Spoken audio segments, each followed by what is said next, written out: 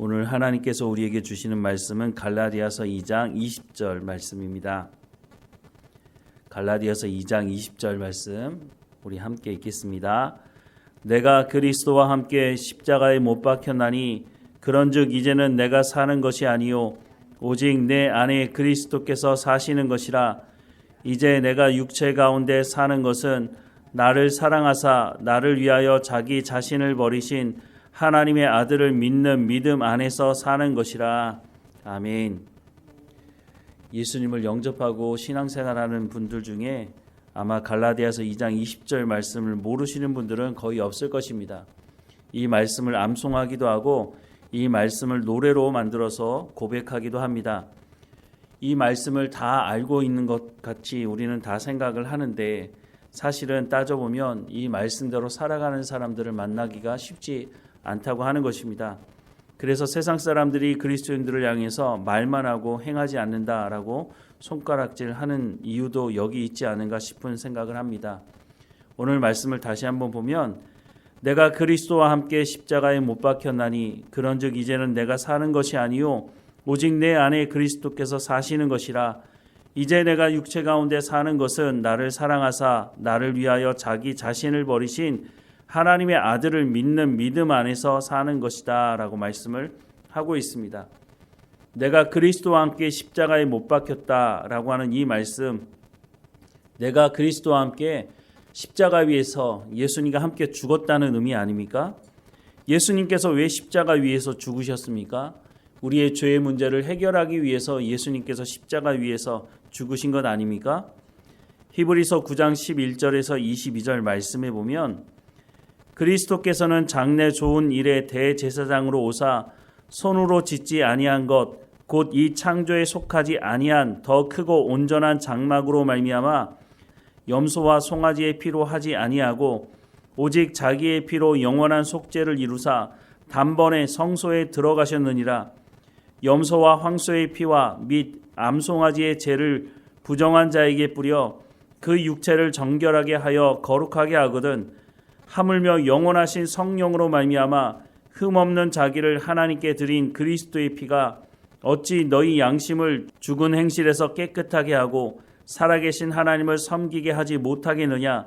이로 말미암아 그는 새 언약의 중보자시니 이는 첫 언약 때에 범한 죄에서 속량하려고 죽으사 부르심을 입은 자로 하여금 영원한 기업의 약속을 얻게 하려 하심이라.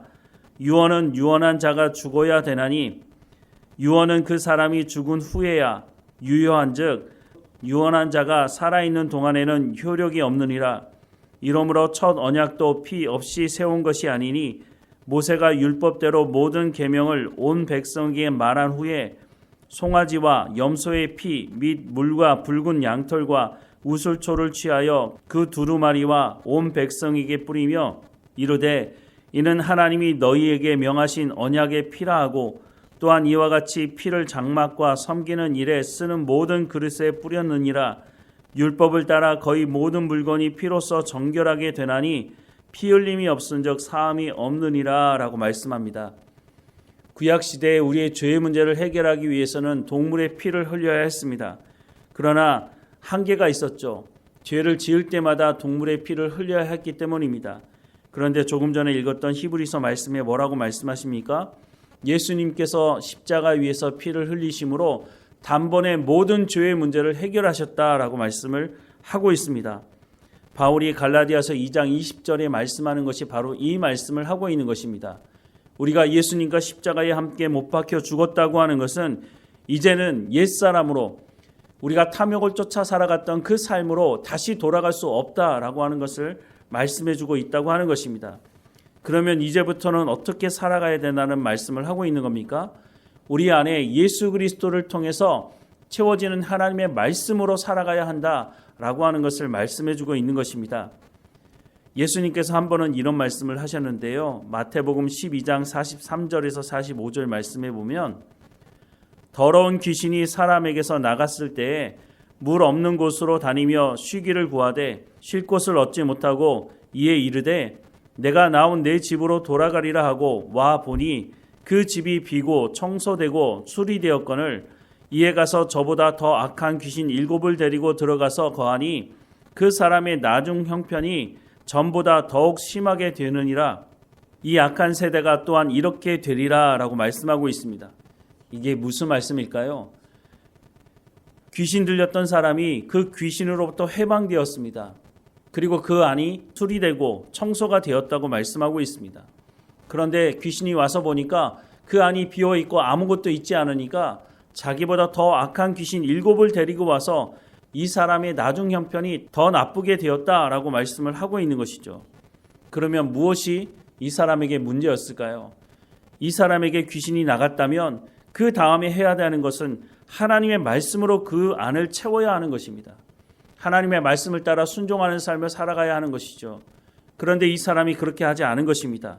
그러니 이전보다 더 악한 상황이 벌어지고 말았다고 말씀하고 있습니다. 오늘 말씀이 뭐라고 말씀하고 있습니까? 내가 그리스도와 함께 십자가에 못 박혔나니 그런즉 이제는 내가 사는 것이 아니요 오직 내 안에 그리스도께서 사시는 것이다 라고 말씀하고 있지 않습니까? 우리가 예수 그리스도를 믿음으로 말미암아 십자가에 함께 못 박혀 죽음으로 우리의 죄의 문제가 해결됐다면 그 다음에 어떻게 하라고요? 오직 내 안에 그리스도께서 사시는 삶을 살아가야 된다라고 말씀을 하고 있는 것입니다. 그래서 말씀을 계속 보면 이제 내가 육체 가운데 사는 것은 나를 사랑하사 나를 위하여 자기 자신을 버리신 하나님의 아들을 믿는 믿음 안에서 사는 것이다 라고 고백하고 있습니다. 우리 안에 하나님의 말씀으로 채워야 한다는 것입니다. 골로새서 3장 10절에 말씀하는 것처럼 우리의 지식까지 하나님의 말씀으로 새로워져야 된다고 하는 말씀을 우리가 기억해야 한다고 하는 것입니다. 우리가 의지가 있다고 해서 하나님의 말씀으로 늘 채워지는 것은 또한 아닌 것 같습니다. 우리가 결단도 하고 성경 말씀을 가까이 하겠다고 성경을 통독하겠다고 얼마나 많은 결정을 했습니까? 그럼에도 불구하고 며칠 지나다 보면 또 잊어버리고 또 잊어버리지 않습니까? 거기에 우리가 빠뜨린 것이 하나 있습니다. 그것이 바로 성령의 충만함을 받는 것입니다. 예수님께서 성령이 오실 것이라고 말씀하지 않으십니까? 그때 예수님께서 하신 말씀이 성령이 오시면 그 성령께서 하나님의 말씀을 깨달아 알게 하시고 예수님을 증언하실 것이고 또한 성령의 열매를 맺어갈 수 있도록 우리를 위해서 말할 수 없는 탄식으로 중보하신다고 말씀하고 있습니다. 그러니 우리가 성령의 충만함을 받아야 된다라고 주님 말씀하고 있는 것이죠. 구원한 자에게 성령을 주시겠다고 말씀하지 않으십니까? 그러니 날마다 우리가 주님 앞에 나가서 기도할 때 하나님 내 가운데 약속하신 그 성령의 충만함을 날마다 허락해달라고 기도하며 동행해야 하는 것입니다. 예수님께서 승천하시면서 교회에게 선물을 주셨다고 말씀하기도 하십니다. 에베소서 4장 11절 이하의 말씀에 보면 그가 어떤 사람은 사도로 어떤 사람은 선지자로 어떤 사람은 복음 전하는 자로 어떤 사람은 목사와 교사로 삼으셨으니 이는 성도를 온전하게 하여 봉사의 일을 하게 하며 그리스도의 몸을 세우려 하심이라. 우리가 다 하나님의 아들을 믿는 것과 아는 일에 하나가 되어 온전한 사람을 이루어 그리스도의 장성한 분량이 충만한 데까지 이르리니 이는 우리가 이제부터 어린아이가 되지 아니하여 사람의 속임수와 간사한 유혹에 빠져 온갖 교훈의 풍조에 밀려 요동하지 않게 하려 함이라. 오직 사랑 안에서 참된 것을 하여 범사에 그에게까지 자랄지라. 그는 머리니 곧 그리스도라 라고 말씀하고 있습니다. 예수님께서 교회에 선물을 주셨는데 그 선물이 뭐라고 말씀하십니까? 하나님의 말씀을 가르치는 사람들이라고 말씀합니다. 교회 안에서 하나님의 말씀을 가르치는 사람들을 통해서 하나님의 말씀을 듣고 우리의 생각이 새로워질 때 어떤 일이 벌어진다고 말씀합니까? 13절 말씀을 다시 보면 우리가 다 하나님의 아들을 믿는 것과 아는 일에 하나가 되어 온전한 사람을 이루어 그리스도의 장성한 분량이 충만한 데까지 이른다라고 말씀합니다. 하나님의 말씀을 듣고 순종할 때 우리가 그리스도의 장성한 분량까지 이룰 수 있다고 말씀합니다. 또한 14절 하반절 이하의 말씀을 보면 사람의 속임수와 간사한 유혹에 빠져 온갖 교훈의 풍조에 밀려 요동하지 않게 하려 함이라. 오직 사랑 안에서 참된 것을 하여 범사에 그에게까지 자랄지라. 그는 머리니 곧 그리스도라 라고 말씀하고 있습니다. 하나님의 말씀이 우리 가운데 충만해야 하나님의 말씀을 듣고 우리가 그 말씀대로 순종해야 우리가 사람의 속임수나 간사의 유혹에 빠져 이 세상의 풍조에 밀려 요동하지 않는 삶을 살아갈 수 있다라고 말씀하고 있는 것입니다. 하나님 말씀 듣기를 즐거워해야 합니다. 하나님 말씀 듣기를 소망해야 합니다. 또한 하나님의 말씀을 들었다면 그 말씀대로 순종하는 삶의 열매가 있도록 성령의 충만함을 구해야 한다라고 말씀을 하고 있는 것이죠. 우리가 갈라디아서 2장 20절 말씀을 입으로만 고백할 것이 아니라 우리의 삶을 통해서 열매를 맺어야 한다고 하는 것입니다. 오늘 말씀을 다시 한번 볼까요? 내가 그리스도와 함께 십자가에 못 박혔나니 그런즉 이제는 내가 사는 것이 아니요 오직 내 안에 그리스도께서 사시는 것이라. 이제 내가 육체 가운데 사는 것은 나를 사랑하사 나를 위하여 자기 자신을 버리신 하나님의 아들을 믿는 믿음 안에서 사는 것이라. 오늘 말씀과 같이 우리가 예수 그리스도를 믿음으로 십자가에 못 박혀 죽었다면 이제는 우리가 하나님의 말씀을 우리의 마음 가운데 채우고 그 말씀대로 순종하는 삶을 살아가는 것이 맞는 것입니다. 하지만 그것이 쉬운 삶은 아니라고 성경은 분명히 말씀하고 있습니다. 하지만 여기서 끝이 아니라 성령을 통해서 우리가 이 말씀을 이루어가는 삶을 살아갈 수 있다라고 분명히 말씀하고 있다고 하는 것입니다. 그러니 오늘도 하나님 앞에 엎드려 성령의 충만함을 구하고 성령께서 주시는 그 힘과 능력으로 하나님의 말씀을 온전히 이루며 살아가는 우리의 삶이 되기를 주님의 이름으로 축원합니다. 기도하겠습니다. 사랑하는 하나님, 오늘 말씀하신 그 말씀의 고백이 우리 가운데 있습니다. 우리가 입으로만 이 고백을 하는 것이 아니라 우리의 삶의 고백이 될 수 있도록 하나님 인도해 주옵소서. 그래서 우리 가운데 성령의 충만함을 허락해 주옵소서. 성령의 충만함으로 하나님의 말씀을 깨달아 알게 하시고 행할 수 있는 능력을 허락해 주셔서 성령의 열매를 우리의 삶의 현장에서 맺어갈 수 있도록 은혜를 허락해 주옵소서. 가정에서 또한 사람들을 만나는 현장 속에서 일터에서 우리가 이 말씀대로 순종하며 열매 맺어갈 수 있도록 날마다 하나님 주시는 참 기쁨과 평안을 누리며 살아갈 수 있도록 우리의 삶을 주관하시고 인도해 주옵소서.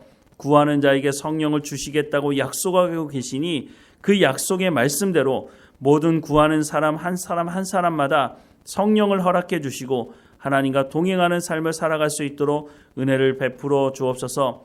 또한 교회 안에 말씀을 가르치는 사역자들을 세워주셨다고 말씀하시니 말씀을 가르치는 자들이 깨어있게 하시고 성령의 충만함으로 하나님의 말씀을 대언할 수 있도록 은혜를 베풀어 주시고 모든 성도들 하나님 말씀 듣기를 사모함으로 모이게 하시며 그 말씀을 듣고 또한 삶의 현장으로 돌아가서 성령의 열매를 맺고 또 돌아와서 하나님께 감사하는 예배의 현장이 될 수 있도록 하나님 인도해 주옵소서. 하나님 우리의 연약함을 고백하오니 불쌍히 여겨주시고 우리의 육체의 연약함도 강건하여 지도록 하나님 지키시고 인도해 주옵소서. 오늘도 우리와 동행하시는 하나님께 감사하고 예수 그리스도의 이름으로 기도드립니다. 아멘.